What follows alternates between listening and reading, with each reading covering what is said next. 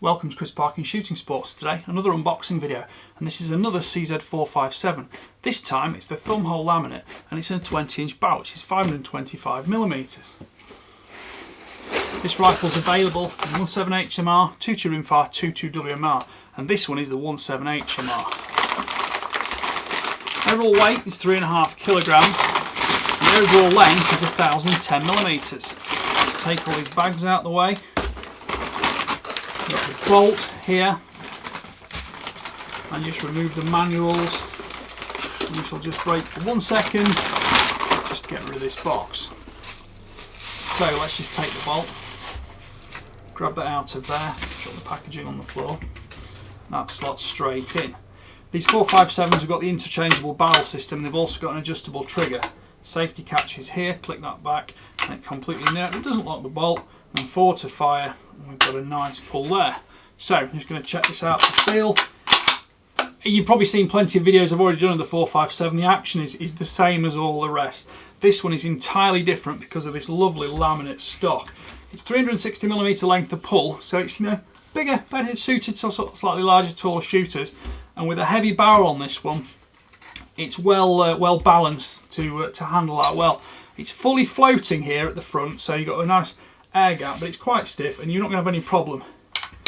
Usual 5-round CZ magazines, whether it's 2.2 or 1.7 HMR. Stood at the front there, stood at the back for your sling.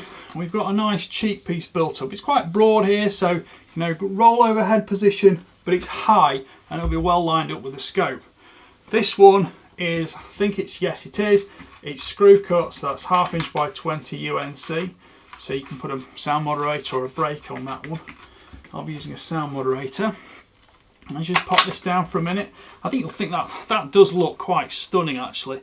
That's going to look great set up with a bipod sound moderator and scope on it. The finish is all a super smooth laminate, and of course because it's the laminated birch you get the different colours of the browns and the greys, so it all pops out and it accentuates what is regular walnut. There's no stippling on the forend, but there is quite a lot of stippling here at the grip. And that grip does appear to be ambidextrous and gives you a nice full position. I'm just looking at that slightly. I'm not just quite sure it's 100% ambidextrous. It does just feel slightly different left to right handed, but not unshootably so. And I do actually quite like shooting my rimfires and things left handed as well as right handed. I find in the hunting situation it gives you a lot more versatility in case you do need to take advantage of a different rest position.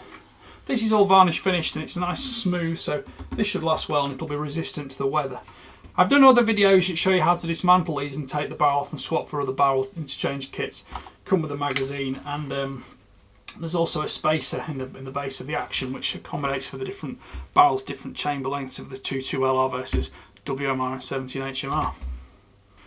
The recoil pad on the back end is nice and grippy, fits in your shoulder well.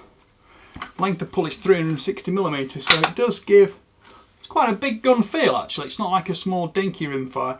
360mm is actually over 14 inches.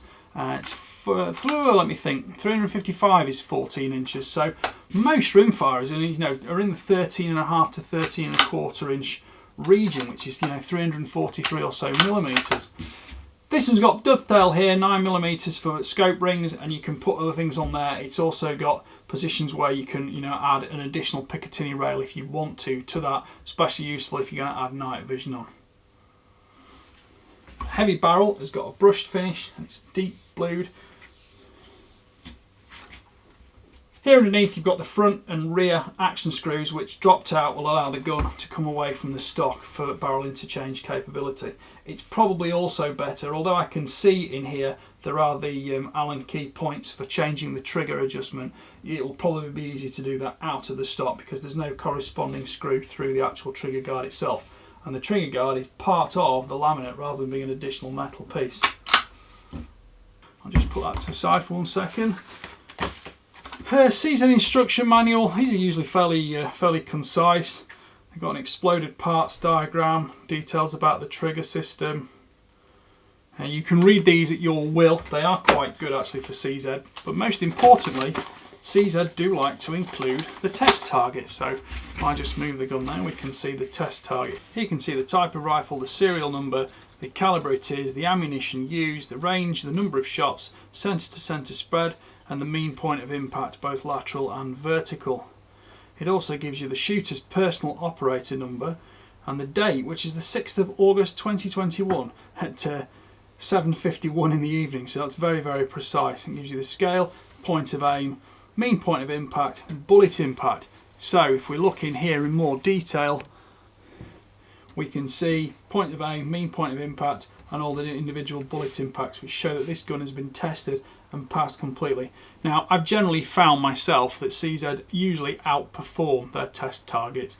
I had a 5.57 in 308 about a year ago. That was utterly superb. And the test target was, you know, just happily sub-minute of angle.